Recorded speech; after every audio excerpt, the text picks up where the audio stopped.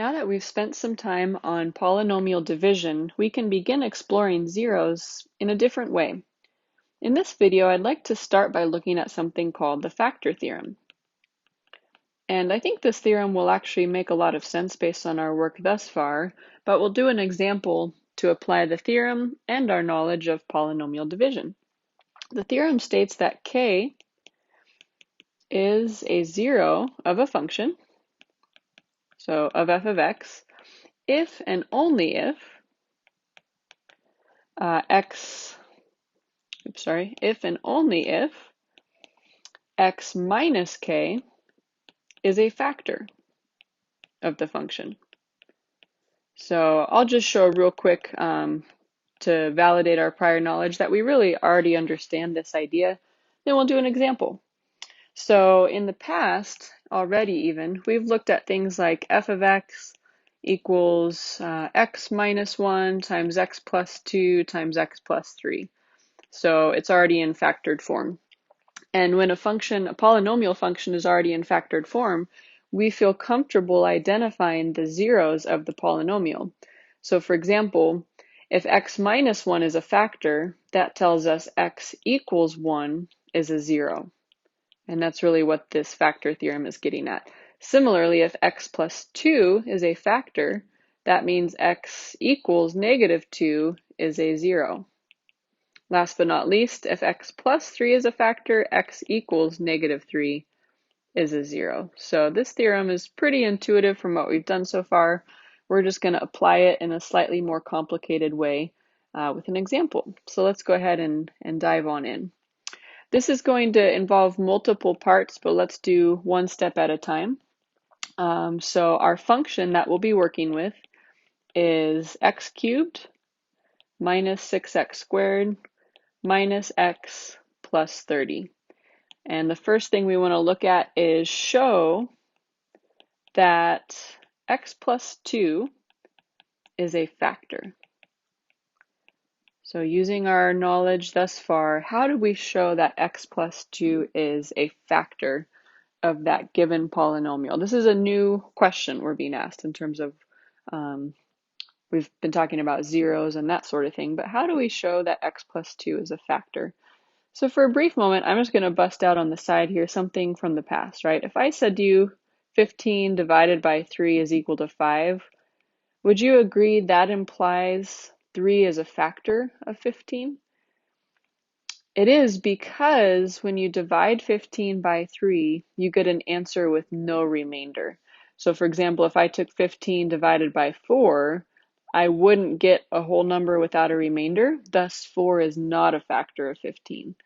So for what it's worth, to accomplish this first task, to show that x plus 2 is a factor, it basically means show the division out.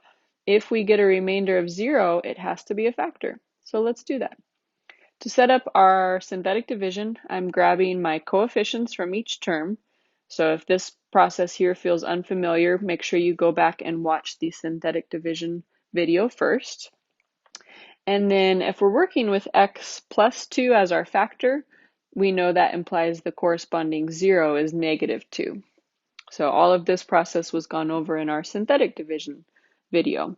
So now we're just using it in context. We always start by dropping the first number down. And then from there, it has a nice little flow to it. We're going to multiply the number we drop times the value out front. 1 times negative 2 gives us negative 2, which will then add with the existing value in column 2. So that tells me I end up with a negative 8 at the bottom of that column. Multiply the negative 8 with the negative 2 out front. That gives us positive 16. Adding down that column, we now get negative 1 plus 16 as 15. Multiplying 15 with the negative 2 out front gives us negative 30. And adding those final values gives us 0. The value at the end of the synthetic division process is the remainder. So we're getting a remainder of 0, which is exactly what we wanted. That's what we mentioned a moment ago. So that implies that x plus 2 is in fact a factor of the given polynomial f of x equals x cubed minus 6x squared minus x plus 30. The fact that it's a factor allows us to now break down the function, to rewrite it in another way. So for example, back to that silly idea I gave earlier, 15 divided by 3 is 5. Since this process shows that 3 must be a factor of 15, it allows me to say 15 is then 3 times 5, right? So in the same way, let's interpret what we just got from the division process to rewrite the function. And you might be wondering, why should we do that? So let me go ahead and pose another question or direction to tell us what to do. So far we've shown that x plus 2 is a factor. Now I'd like us to rewrite f of x in a factored form. And the reason we're going to do this is use this to determine all zeros of the function. So there's kind of the motivation. All right, it's getting a little hard to see all the things that we've done on this problem, so hopefully you're following along with your own notes, but I'm just going to rewrite again the problem we were given at the very beginning, since you can't see it on my screen. I'm sure you have it written down, but it was x cubed minus 6x squared minus x plus 30. And with our work on synthetic division, we found that if we divide it by x plus 2, what was the remainder, or what was left, I should say. So here is the x squared term, here's the x term, here's the constant term. So we were left with x squared minus 8x plus 15. X squared minus 8x plus 15. Cool. So just like a moment ago, I said since 15 divided by 3 is 5, that tells me that I can write 15 as 3 times 5. The same is exactly true with what we just did. So I know that the step I just took may not be perfectly clear, so I'm going to go ahead and take just a moment to scribble a little bit more. If we did x cubed minus 6x squared minus x plus 30 divided by x plus 2, and we found x squared minus 8x plus 15, basically all we're saying is that we're timesing both sides by x plus 2 to state that the original polynomial is equal to just this product here on the right-hand side. And that's what you can see at this line here, which I'll now go back to. So we use the synthetic division to basically factor the polynomial, to start breaking it down.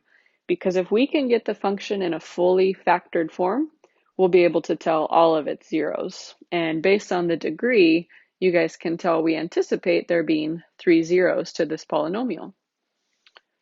All right, so let's keep going from there.